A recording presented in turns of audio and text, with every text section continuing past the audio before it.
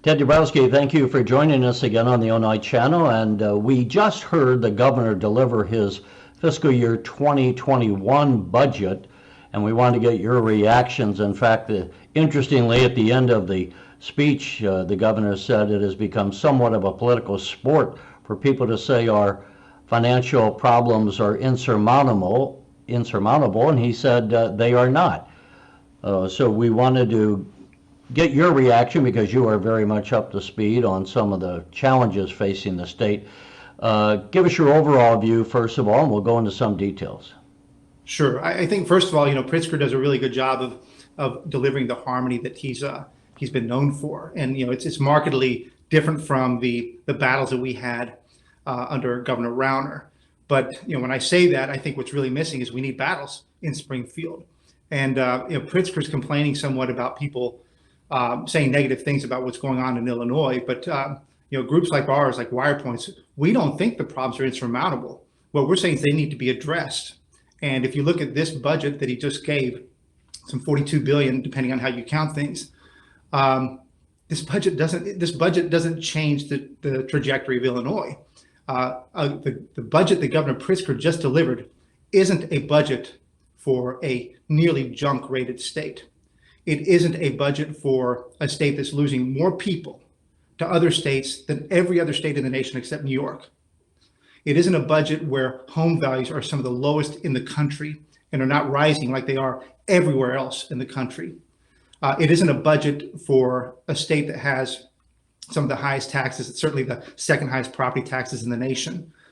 It's not a budget for this state. It's a budget that does the same things that were done over the past 20 years. And the negative about this budget is that it's a go along, get along budget, and it doesn't stop the declining path that Illinois has. Now, that said, we do think there are many, many major reforms that would change that path. So we are all for and all supportive of seeing Illinois get turned around. But Pritzker's not delivering that. And we want to see the big reforms that flip the state around in a positive direction. His optimism isn't enough. Yeah, the governor said he was going to be saving some money, set aside some money. He wanted to put $100 million into the state's rainy day fund over 16 months. He wants to set aside $1.4 billion as a reserve in case the voters don't approve his progressive income tax this November. And he said if they do approve it, he's argued that'll bring in about 3.2 or so billion dollars in additional revenue. And that 1.4 billion he would set aside as a reserve. I think he said he would go to pay down some of the bills. He's noted the state has paid down a number of the past due bills and saved something like $800 million in interest payments. If my notes are right, we got the copy of the speech actually after he gave it. Was there anything in there, first of all, that you did like, and is the governor on the right path? At least to the extent that he is trying to put some money aside, in addition to then spending more money in other areas like higher education. Well, this budget, what's interesting is one thing he does well, let's hit that right off the bat. He wants to create a rainy day fund, and that's a good idea. Illinois and New Jersey are the two states that Moody's has warned have no rainy day funds available for crisis. We're the least prepared in the nation. So that part makes sense. The problem is that, Governor Pritzker says he's found some $250 million in savings a year for the next 3 years. And it makes it sound like he's actually going to spend less than he did last year. But if you look at his new budget numbers, they're over $42 billion.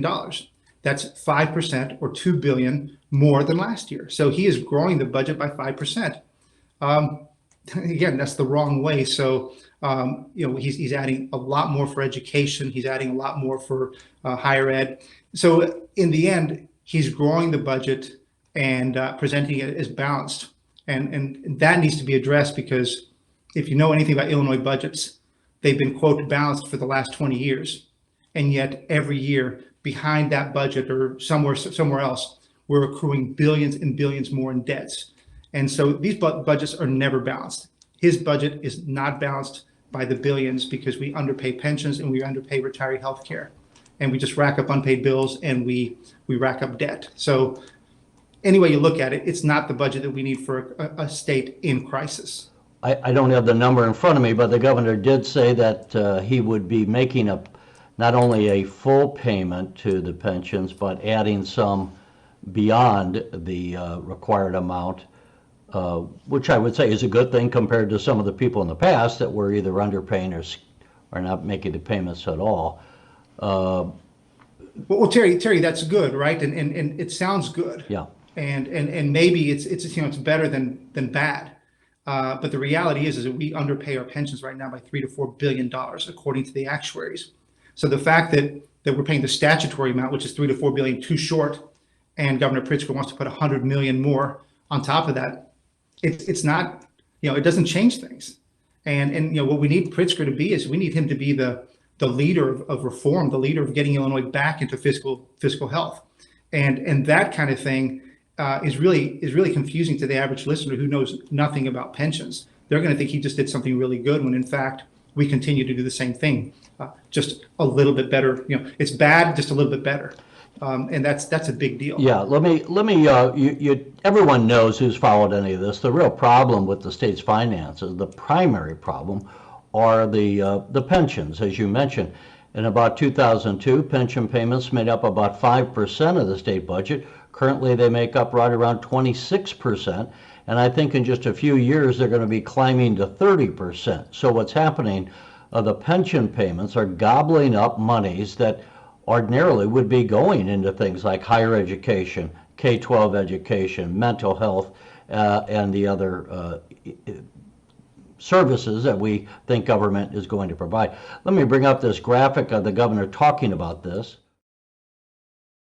And we see here where the governor says the fantasy of a constitutional amendment to cut the retirees' benefits is a fantasy. The idea that all of this can be fixed with a single bullet ignores the protracted legal battle that will ultimately run headlong into the contracts clause of the U.S. Constitution. The governor goes on to say you will spend years in that battle, and when you're done, you will simply kick the can down the road. What do you say to that? Is the governor right in that area? Well, Governor Pritzker, doesn't have good advisors, and two, he's missing the point. This is the biggest issue we have. There's a huge shadow mortgage, another mortgage that everybody's on the hook for all this pension debt, and it's going to eat away at people's incomes, eat away at their home values, and it's going to force people to leave. And that shadow mortgage is not going away unless we reform pensions. And so for Governor Pritzker to categorically reject a pension amendment is a massive mistake. It's the biggest mistake he's making right now. And also to reject it by using the contracts clause, the federal contracts clause, as an excuse for not to pursue it is totally wrong as well. My colleague Mark Glennon at Wirepoints recently wrote the piece about Cranston, Rhode Island. Cranston just used the contract clause or tested the federal contract clause law in their reforms of COLAs, and it passed. It won. It was not rejected, and so it proves that it can be done. And then you've got places like Arizona that are putting amendments into their constitutional clauses and passing reform for policemen and firemen. It's happening in other states, and so I think for Governor Pritzker to be frankly, that flippant and reject it is wrong, and he's so certainly willing to propose a constitutional amendment for a progressive tax, but he doesn't want to propose one for a pension amendment. He should be the leader of that. He should use the bully pulpit to convince everybody, and it's the only way. We have to reduce that pension debt in Illinois. Otherwise, people will continue to flee. Have the in the cases you mentioned, did you say the Supreme Court has upheld that? So in Cranston, Rhode Island, they used the contracts clause, or they challenged the contracts clause. They reformed COLAs. They froze COLAs for a certain amount of years, and it passed, and the contracts clause was not a problem. I think I encourage everybody to read my colleague Mark Lennon's piece on Cranston, Rhode Island on our Wirepoint site. And I encourage the governor to read it as well. Well, look, maybe we can put a link on this video under there to that article. If we do not, is your argument that we will never be able to get a handle on the state finances if we do not ultimately change the payout on the pensions? Well, you have to take into account a couple things. Governor Pritzker, same thing with Lori Lightfoot. They haven't supported a pension amendment, knowing that pension costs are just eating away into everything. And Governor Pritzker talked about mental health. Everybody wants mental health facilities to be funded, and they should be funded well. And yet, Governor Pritzker, in his first days in office, gave AFSCME a massive salary hike, knowing that he's got a huge pension problem, and knowing that hikes to the salaries mean bigger pensions. Lori Lightfoot has a huge problem in Chicago. I'd argue bigger than Governor Pritzker's. And yet she gave massive hikes to CTU. In her own words, the biggest contract for CTU ever, knowing that that would balloon pension costs. So they've got a real big problem because they should be freezing salaries. If they don't want to reform pensions, they should freeze salaries, anything to control the pension costs from skyrocketing. And they continue to do it. And so you've got a problem, as you just mentioned, that Illinois is using 25% of its budget. And if it were to actually pay the true pension costs, it'd be using much, much more, and is squeezing out everything that anybody cares about. Public safety costs, mental health places. It's a mess. It's a wreck. And if you look at Chicago, watch out, because there's really no money left for the Chicago police and fire pension funds. So yes, if we don't address it and attack it with big reform and a pension amendment and then big reforms, we're going to make a mess of this state, and it's going to be sad because the debts are there. They're not going away. But if the people do, the burden on those who remain will just become crazy, and nobody will want to pay it.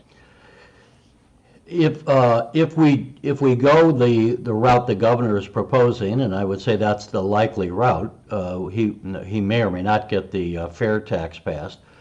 But if we don't do anything on the pensions, and he's not proposing to, other than make the payments, how long have you estimated how long we have before all of a sudden there's some real financial collapse happening, pensions systems collapsing, etc.? Because so far, the casual viewer is going to think, well, we've heard this for years, that if we don't address this, it's going to be Armageddon, and yet every year, nothing really seems to change. I think there is change, but for the average person, unless they're looking at the numbers, they're not seeing the trend lines of how nearer we are coming to the financial, going over the financial cliff. Well, that's, I think, part of what we do at Wirepoints is help people connect the dots. When we talk about pensions, most people's eyes get whatever hazy. They don't want to talk about it. But the reality is when you talk about what it's doing to ordinary people, it's having a huge impact.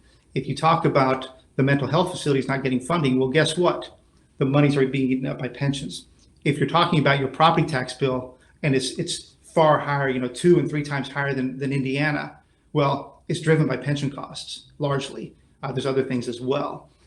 If you're talking about your home values being negative over the past decade, when you adjust for inflation, and you look at other states where their property values are skyrocketing, 30, 40, 50% up, that's a lot of it has to do with pensions and property taxes. It's the same thing. It's driving everybody crazy, and yet people don't really know how to connect the dots. But that's the problem.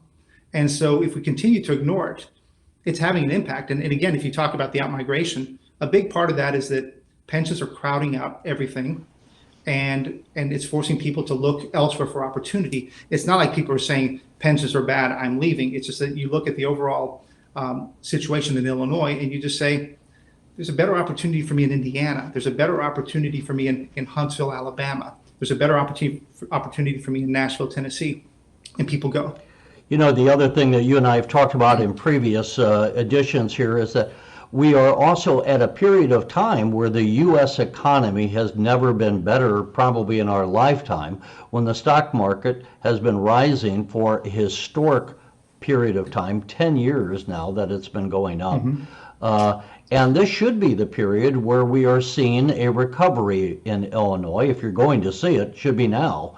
To the extent that we continue to have the increase in debts piling up in the pension system is more, I think, to the point that you're making. that if you're not going to catch up when the sun is shining, you know the old saying, make hay while the sun is shining. If you're not going to catch up now, then when are you going to catch up? If the economy turns down, if we have another recession, if something happened that drove the stock market down, which a lot of people don't appreciate, we have money in the stock market, pension funds in the stock market, then how are you going to fix it then when you're swimming against the current, the financial current? Well, Terry, you're right. This is what real leadership would look like. Governor Pritzker, who I think has the huge potential to actually lead for change because he's charismatic and I think he can move people. Right now, he's moving people, I think, in the wrong direction. But he just mentioned today, if you look at the U.S. lowest unemployment rates ever for blacks, for minorities, lowest unemployment rate all over the country. Illinois is participating in that. That would be a great moment to try to reform things. Because if Pritzker waits, or let's say whoever is after Pritzker, if we wait until we have a recession and a crisis, man, you try to cut things when things are tough. That makes it worse, and people will suffer. So he should be using this great market period, this bull run. Stocks are up, people have jobs. He should be using that to do the reforms, not wait till it's too late. It's interesting today, right before the governor gave his budget address, the other big news is Rod Blagojevich was released from federal prison. The president commuted him. And I only bring that up because if you look at the contrast of the governors that we've had over about the last 20 years, and Rod Blagojevich came in 17 years ago, I would say most observers would say Governor Pritzker is a far more accomplished person at governing than some of the other governors we've had in recent times. So you have that. He seems to be willing to work with Republicans. He gave them some of what they wanted last year in cutting some of the taxes on like trucking companies and different things. Are you at all encouraged? There's so much partisanship, Ted. I think a lot of times people, when we hear anyone being critical, they think, well, that's just because he's a partisan that he's condemning the governor. And I kind of want to move beyond that. It seems to me the Governor Pritzker, has actually changed the atmosphere, certainly since the Rauner period of time when he couldn't get anything done and seemed not to be able to play well with others, even the Republicans. And Jim Durkin, I think, has welcomed the new governing style. The Republican leader in the House has welcomed the new governing style of Governor Pritzker. Are you encouraged at least by that? And to what extent have you or Mark Glennon at Wirepoints reached out to the Pritzker people, or have they reached out to you? And do you get the idea that they are a closed shop that's our way or the highway? Or are they open to suggestions such as you would bring? Well, let me start with the first point about the bipartisanship. Let me say this now. Governor Pritzker hasn't been promoting and proposing a pension amendment to the Illinois Constitution, but I don't hear the Republicans banging their hands demanding it now either. I think what we've lost, and I think it's really healthy. It doesn't matter. Single party power that lasts for a while, it's really dangerous, right? Because there's not a good debate. And what we're not having right now, we're having this nice peaceful discussion in Springfield. We need healthy debate. And, we don't need acrimony. We just need healthy debate. And we'd be happy to sit down with Governor Pritzker's team and do that. He hasn't reached out. We'd be happy to talk about these things. And we can agree to disagree, but we should at least try to get the facts on the table. And right now, I don't see people talking with facts on the table. I don't think we'd end up with the budget that we did today, Governor Pritzker ended up with, if he had some of the facts that we say. But again, we'd be happy to have that discussion. But I think we need to demand more from both sides. They need to be more critical. And I don't mean critical in a negative way, but just critical in an analytical way. The problems are too big, and yet somehow what's coming out of the State House. I looked at the budget today, and it was deja vu all over again. I'm sorry, it's what all over again? Deja vu all over again. It's no different than when Blago was in power. If you look, balanced budgets every year, and yet the debts have ballooned, and the taxes have ballooned, and the property taxes have ballooned, and people have left in bigger amounts. So it's not good. Yeah, 105,000 people left last year. Some came in, some were born. The population went down by 40,000, but 105,000 people who had the choice to stay or leave opted to leave. So that's right. a pretty shocking number. We'll have to see how that trend goes. Ted, let's do this. We won't keep you any longer today, but we thank you for this. And obviously, we're going to be discussing these issues. We're going to be looking at the higher education spending, the Department of Children and Family Services. Certainly, the governor wants to add 150 more people. I think he said on top of 300 last year. There have been some real disasters there. There's been some apparently gross underfunding of that particular department. But then the other thing I think you and I would agree on is we also have to say how much inefficiency is there, how much waste is there. It's not to say that every dollar we currently are spending is being spent well. But even if you have the tax increases, even if you cut the inefficiencies, I think your major thrust is that until you take on these pensions, the rest is helpful, but it's not going to get you to where you need to go. Yeah, Terry, I would say that if you haven't made the pension reforms, and if he said you can't, then he should be doing the spending cuts. And I think probably the most underreported part will be that he says if he doesn't get the progressive tax, he'll have to cut spending by 15%. And actually, that's probably the most important thing he said, because he's using that as a threat. But we should take him up on it. Now, the only difference would be he shouldn't be saying he's going to cut mental health. He shouldn't be saying that he's going to have to cut a lot of other things that he mentioned. What he should look at is cutting the units of local government. He should be cutting the cost of living adjustments or reducing salaries for top people. There's a lot of things he can do to cut expenses and get there. But what he shouldn't do is say, I'm going to cut mental health, because that's a game right there. That's my one critique here, is that he should really look at cutting 15% of the budget, but doing it in a way that cuts. We give away free retiree health care to government workers if they work 20 years. Nobody gets free retiree health care. It's time to end something like that. And that's the kind of stuff Governor Pritzker could lead on. There's plenty of things for him to reduce and to bring a budget that's smaller than what he's proposing today.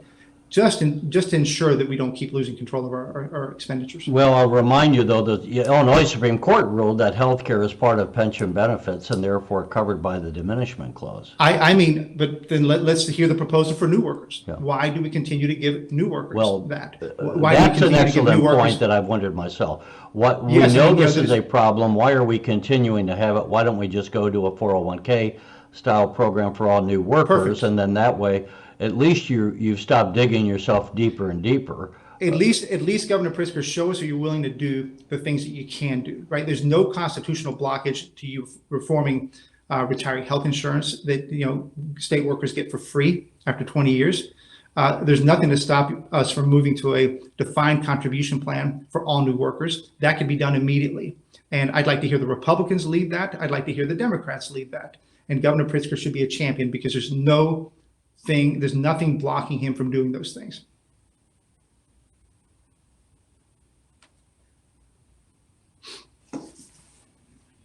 Thank you. We thank you for joining us, and hopefully we can catch up again with you in the future. Okay, anytime.